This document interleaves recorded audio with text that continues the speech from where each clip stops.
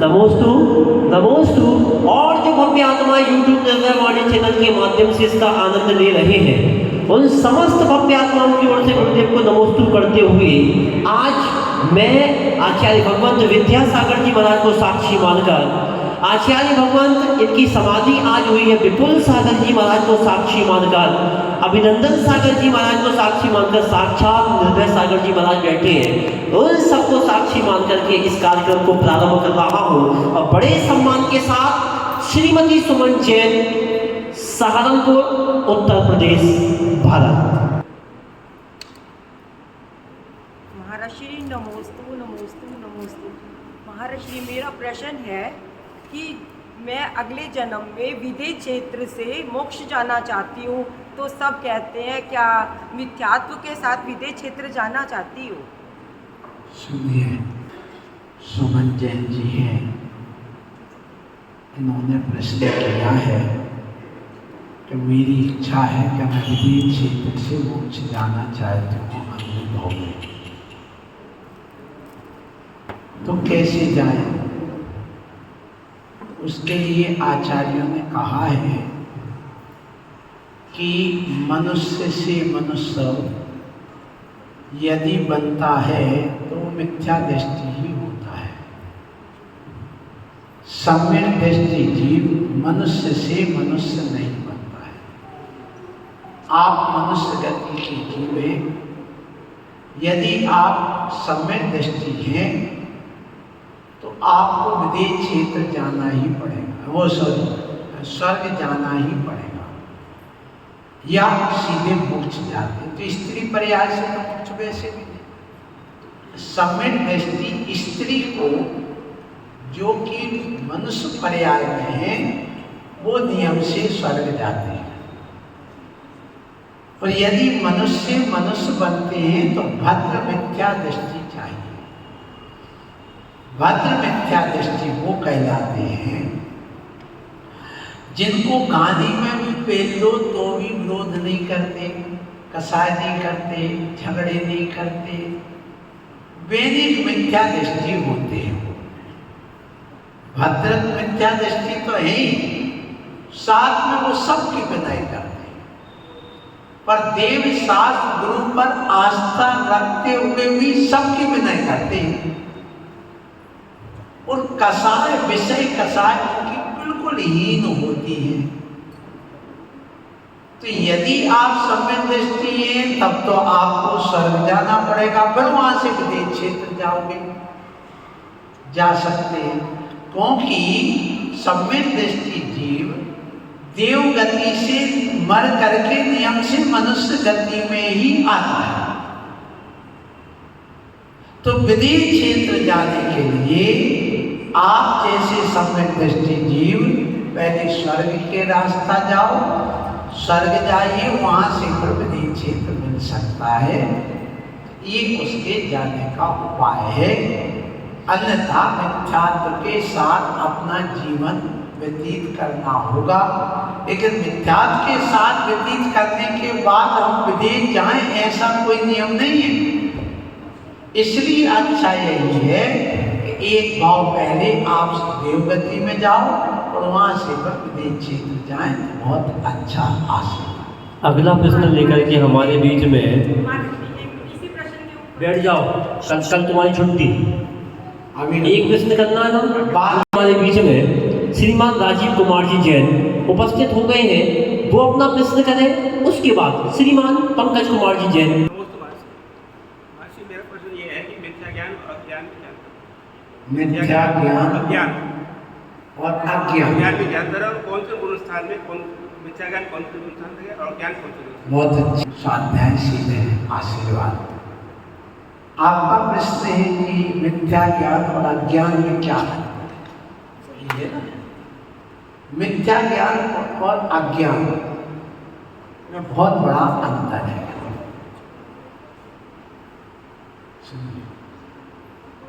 क्यों अंतर है? मिथ्या ज्ञान तीसरे गुण स्थान तक चलता है, सम्यक ज्ञान चौथे गुण स्थान तक से प्रारंभ होता है। अब तीसरे गुण स्थान में यद्यपि मिश्र ज्ञान है, पहले और दूसरे गुण स्थान में ही ज्ञान मिथ्या होता है, कायदे से मिथ्या ज्ञान।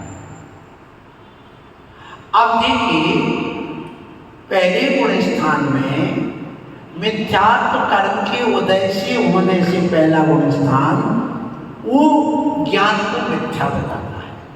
दूसरे गुण स्थान में अनंतानुबंधी कसाय जो होती वो उसको मिथ्या कर देती, इतनी तीव्र कसाय होती है वो। तीसरे गुण स्थान में सम्यक मिथ्यात्व होता है, उसको भी हम मिथ्यात्व होने से मिथ्यात्व की श्रेणी में कथनचित ले लेते हैं।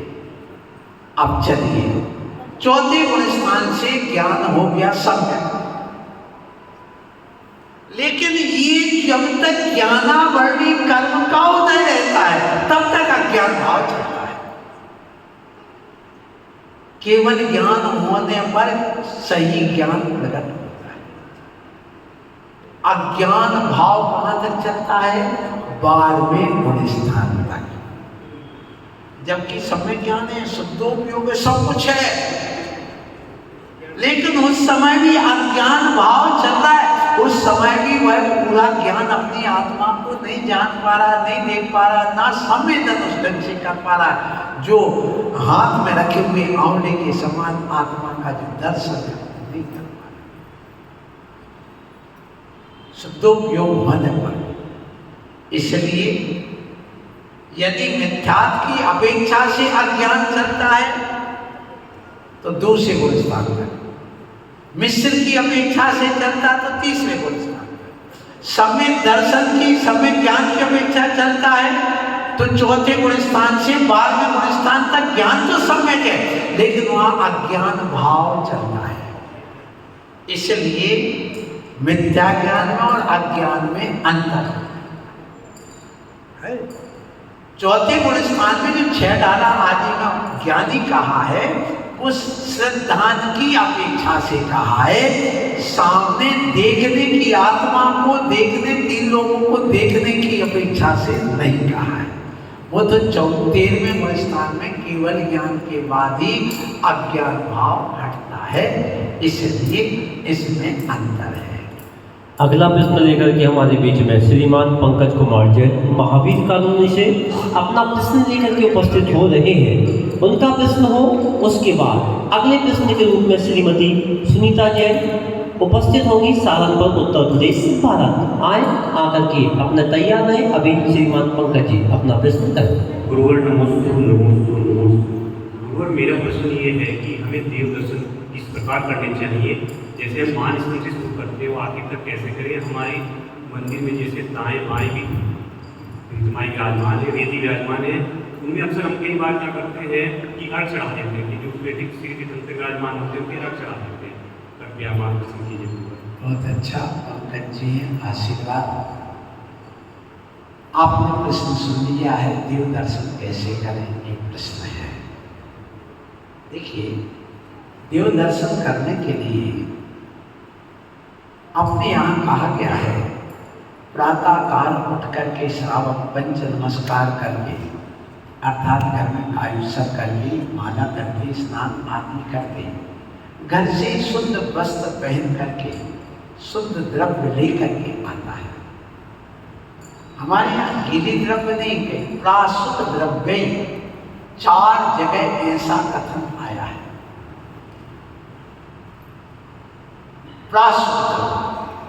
प्राशुद्ध अर्थ सुखी हुई, जीवों से रहे, अचिंत सचिंत रहे।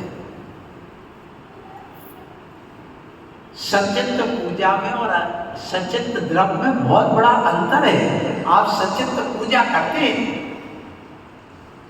सारे लोग सचिंत पूजा करते हैं, ये विषय अभी नहीं है, अलग से पूछना तब उत्तर दूंगा। तो दर्शन करने की विधि में आप जब आए हैं यहाँ तो अपना द्रव्य लेकर के आते हैं, जूते चप्पल सब बाहर उतारते हैं और पैर धोते हैं, निस्सही करके प्रवेश करते हैं, ओम जय जय जय नमोस्तु नमोस्तु ऐसा करके 3-3 बार अंदर प्रवेश करते हैं। और जब साक्षात मुनि और अरहंत होते हैं तो पहले 3 प्रदक्षिणा देश शरणाई वह आएगा, 3 परिक्रमा देगा। समूह का रूप होता है मंदिर, इसलिए 3 परिक्रमा दे करके आगे चढ़ाते नमस्कार या आकर के सीधे नमस्कार करिए। नमस्कार करके प्रभु पतित पावन आदि भगवान का गुणानुवाद करके 3 परिक्रमा लगाइए।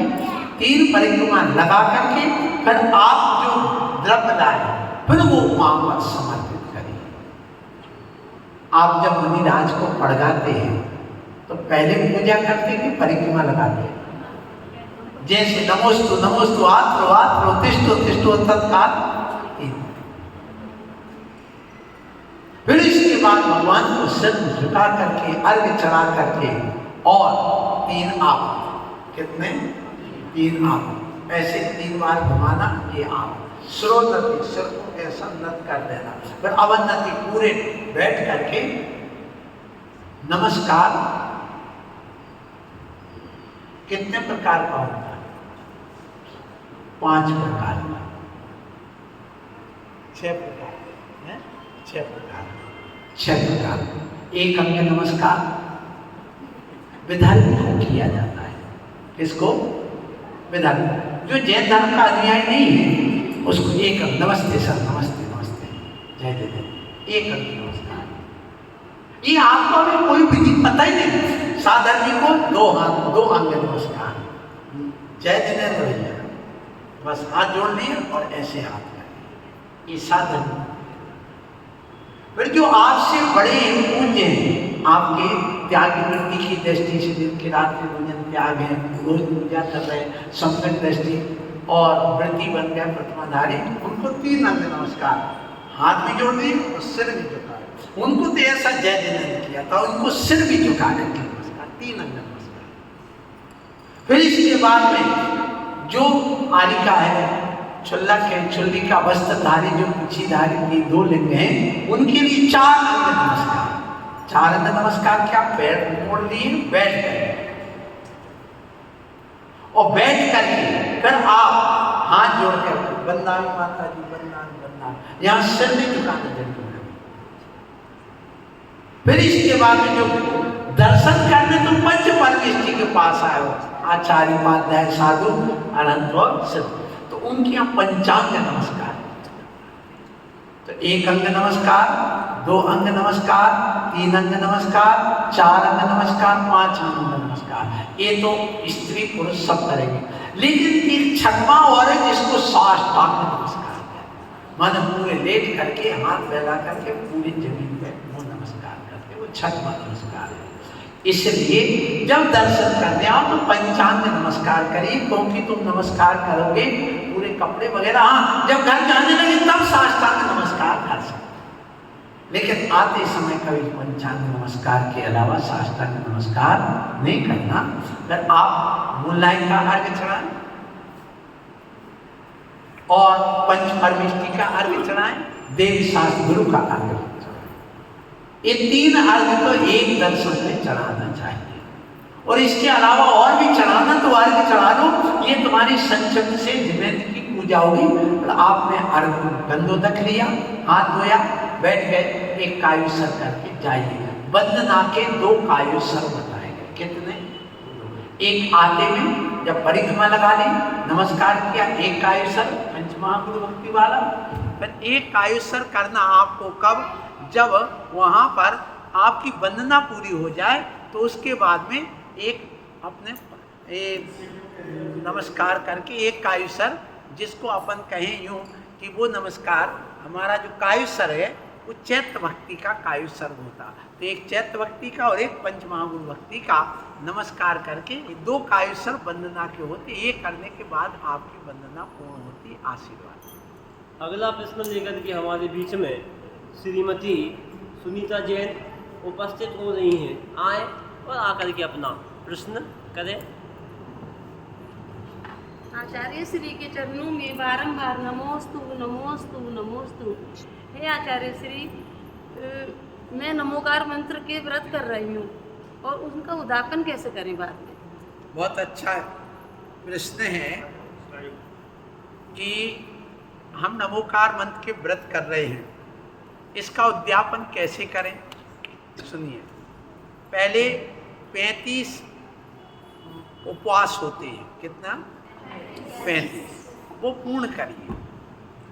पूर्ण करने के बाद में उसी जो कथा है, व्रत है, उपवास है, व्रत विधान संग्रह में ये लिखा हुआ है कि वह जो जब उद्यापन करेगा तो उस दिन वह उपवास रखेगा। क्या रखेगा? उपवास सहित उस दिन वो उद्यापन करेगा। और उस उद्यापन में यदि गुरुओं का सानिध्य मिल जाए तो सर्वोत्तम, उनके सानिध्य में यदि करो। यहाँ नहीं तो जहाँ गुरु है तो वहाँ जाके कर लो। फिर उद्यापन करने के बाद उनके पास जाइए, आचार्य के पास, और जो जो व्रत में दोष लगे उनकी निंदा आलोचना करें। गुरुवर, हमारे व्रत में हम इस दिन पूजा नहीं कर पाए या सामूहिक नहीं कर पाए या हमारे सामने ये समस्या आई है, तो आप उनको निंदा आलोचना पूर्वक, गर्हा पूर्वक आप प्रायश्चित लीजिए और ये प्रायश्चित पूर्ण करिए जो वो दे। और इसके अलावा जब उद्यापन करते हैं तो आप कुछ अपनी शक्ति अनुसार दान दीजिए। उस शक्ति में 35 चीजें दान के रूप में भी लिखी गई है। अब 35 चीज में क्या हो सकती हैं? तो देखिए, जैसे आपने एक पूजन की थाल लेके आए, उसमें 9 चीजें होती हैं। एक थाली, एक दूसरी थाली चढ़ाने वाली 2 हो गई, 2 कटोरी होती है द्रव्य चढ़ाने वाली, और 2 होती है रखने वाली। फिर इसके अलावा 2 चम्मच होती है, ठीक है ना, 2 कटोरी। ऐसी 8-10 चीजें वो हो गई। तो पानी छानने का कपड़ा हो गया, छत्र चढ़ा दिया, चमर वगैरह दे दिया, अपनी शक्ति अनुसार। उसमें अमल 2-3 ग्रंथ रख दिए उसमें। तो एक ऐसी चीजें जिससे मंदिर की व्यवस्था भी बनी रहे, और चाहो तो मुनि महाराज को आहार देना, वो भी उसी के अंतर्गत आ जाना है, तो ऐसा कर सकते हैं। अगला प्रश्न लेकर के हमारे बीच में कुमारी वंशिका जैन उपस्थित हो रही है। आए, आकर के अपना आज का अगला प्रश्न करें। मेरा प्रश्न ये है कि नमोकार मंत्र का अर्थ क्या होता है? नमोकार मंत्र का अर्थ क्या होता है? नमोकार मंत्र का अर्थ है नमो माने नमस्कार हो। किसके लिए? पंच परमेष्टि। तो नमोकार मंत्र का अर्थ है पंच परमेष्टि का नमस्कार मंत्र। अब पंच परमेष्टि में इस नमोकार मंत्र को नमस्कार किया गया। नमो अरिहंताण, नमो माने नमस्कार हो, अरिहंताण माने अरहंत। एक बात हो। नमो सिद्धार्थ, नमो माने नमस्कार हो, सिद्धार्थ माने सिद्ध। नमो आयरीकार, आयरी माने आचार्य। तो नमो माने नमस्कार, आचार्यों को नमस्कार हो। इसी प्रकार नमो वज्रायण उपाध्याय को नमस्कार हो। नमो लोहे सभ्यसाम, लोक के सभी साधुओं को नमस्कार हो। अब लोक के सभी साधुओं में कौन आएंगे? मुसलमान भी आ जाएंगे, हिंदू भी आ जाएंगे, सिख भी आ जाएंगे, ईसाई भी आ जाएंगे, बौद्ध भी आ जाएंगे, श्वेतांबर भी आ जाएंगे, परिव्राजक भी आ जाएंगे, शांतमती भी आ जाएंगे, जिनमती भी आ जाएंगे, आपके बौद्धमती सारे आ जाएंगे क्या? नहीं, अधिवृत्ति लगाई जाती है। अरहंत किसके यहाँ होते हैं? जिन जो अरहंत है, जिनके यहाँ सिद्ध है, मुक्त आत्मा नहीं, हम उसको क्या बोलते हैं? सिद्ध परमेश्वर। तो वो अरहंत जो स्वीकार करेंगे, उसी क्रम परंपरा में जो आचार्य उपाध्याय साधु हैं उनको नमस्कार। इसलिए वो वीतराग अरहंत होते हैं, वीतरागी हमारे सिद्ध होते हैं। तो वीतरागी आचार्य, वीतरागी उपाध्याय, वीतरागी साधु वो अंतर की उसमें लगा दी जाती है। और लोक नमो, लोय में लोय शब्द भी शब्द है। लोक के सभी अरहंतों को, लोक के सभी सिद्धों को, लोक के सभी आचार्यों को, लोक के सभी उपाध्यायों को, लोक के सभी साधुओं को। ये तो इसको कहते हैं मध्य दीपक, एक आद्य दीपक, एक अंत दीपक। जैसे मान लो किसी ने लिखा कि मित्तल, रमेश चंद्र, सुरेश चंद्र, कमलेश चंद्र, राजकुमार, रमेश कुमार आदि आदि, और अंत में क्या लिखती है, जैन। तो अब देखिए मित्तल सबके साथ लग गया और जैन भी पीछे से सबके साथ लग गया। तो ऐसी लोई शब्द जो है वो सबके साथ लगेगा। और जो वीतरागी हमारे आनंद और सिद्ध हैं उसी क्रम से हमारे आचार्य उपाध्याय साधु भी गर्वित होंगे। आज का कार्यक्रम यहीं पर समाप्त हो रहा है। समय की व्यस्तता के कारण से, क्योंकि आपका साथ, हमारा साथ, और घड़ी भी कह रही है कि बज गए हैं 7:30, समयाभाव के कारण से ये कार्यक्रम यहीं पर समाप्त हो रहा है। सुनते रहें, सुना